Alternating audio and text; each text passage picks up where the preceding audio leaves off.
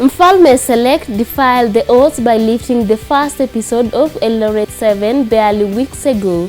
The Kitale-based team edged out tournament favourites Kabaras RFC in the semi-final before outcoming another resilient force, Kosachey RFC, in a final that will go down to the history of the club. The 2017. And now 1 week down the line, it's business as usual for the young talented men. We therefore visited the team at one of the trainings at Moi University Kitale campus ground to find out about them. But first, how did they beat Kabras and Kosachey to win the titles as underdogs? We had watched Kabras play their previous game, and they were using a lot of power. And my players had taught them some tactics to deny them possession. So most of the game, they were losing possession on every contact, and they had no answer to that from the start of the game towards the end. Kosachey was also very physical, but not playing the game wide. So in Kosachey, we had to use our boot because we were kicking away possession. We were playing territorial, and that really destabilized their game plan, and it was to our advantage. Mfalme Select was formed early this year, constituting of college students drawn from the region and other parts of the country. While it can be argued that they still have a long way to go, their sheer and hard work determination is already bearing fruits. The results would speak volumes, because the efforts we have been building up from early this year up to now, we have been doing some preparation, and the preparation has really paid off. That's why we ended up building big teams, more well-financed team, Kenya Cup, 2 Kenya Cup sides, and the sky is the limit for this team. The team conducts its training 3 times in a week, on Tuesday and Thursday in the evening and Saturdays. Normally, they hold the training at Moi University Kitale campus ground or at Kitale National Polytechnic grounds.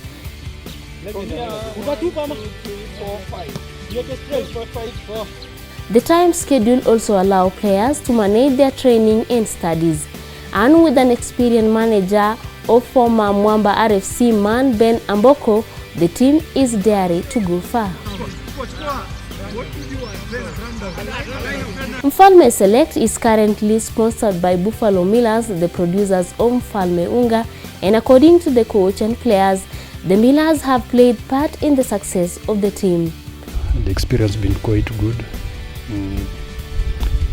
When I joined Kitale, we didn't have a sponsor, and we were really having a hard time to get the means to transport us during the away matches. But since the coming in of the Mfalme Unga, it has been quite good. Buffalo Maize Millers are the producers of Mfalme Unga, hence the name Mfalme Select, named after the Mfalme Unga. We are targeting to get more corporate sponsors and support from the county governments, especially Trans Nzoia County Government. We hope sooner or later that we can use their facilities. Kitale region is well known for generating great rugby players both for the Kenya Sevens and 15 side. These include likes of Humphrey Kayange, Colin Sinjera, legendary Jack Omaido, Walter Omaido, former Kenya Sevens international Dennis Mwanja known as Iron Man, Dan Scooter, among others. It is perhaps Kitale rich history in the game that is giving Mfalme Select another reason to continue fighting to the top. Kitale and rugby are natural partners, because the home of Unga, the home of maize, and the highlands enable very strong athletic players to really strive.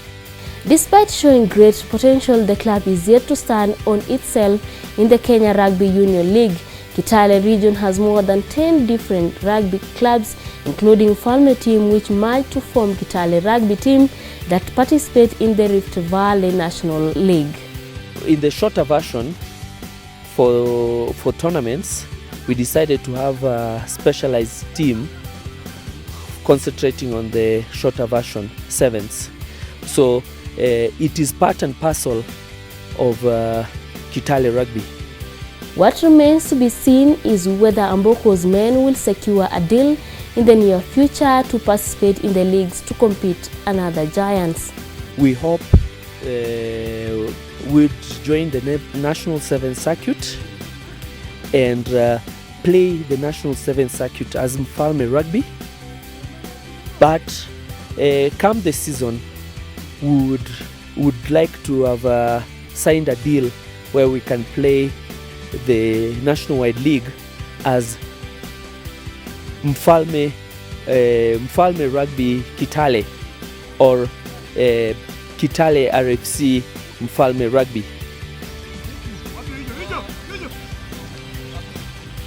When asked to comment on Kenya Sevens should just cite recent performance, the unwavering Amboko challenged the national team's selection process, calling for grassroots identification of players who the technician believes have the potential to steer the country forward. I've been so concerned that I've been seeing a lot of good players around Kitale and Eldoret, even as far as Kakamega, who have never gotten a chance to play in the Kenyan Sevens team. I've seen that they've been concentrating on Nairobi-based players. In fact, in all categories of Kenya Sevens, Kenya team, from the Kenya Sevens to the Kenya Under-19 team, even the ladies rugby has increasingly now been taken back to Nairobi, and that is a concern that I'll openly and loudly complain about. I think they should come to the ground. I personally know I can make even to the Kenya team because I was playing with the likes of Scooter, and it's only that they got chances and they are a bit ahead of us. So I think the rugby union should come to the ground and address people like us.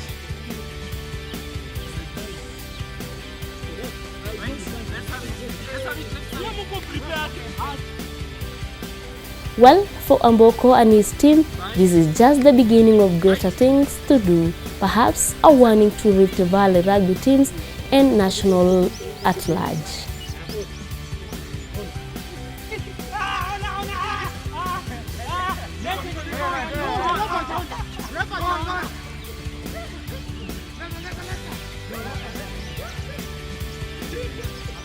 Mfalme Unga!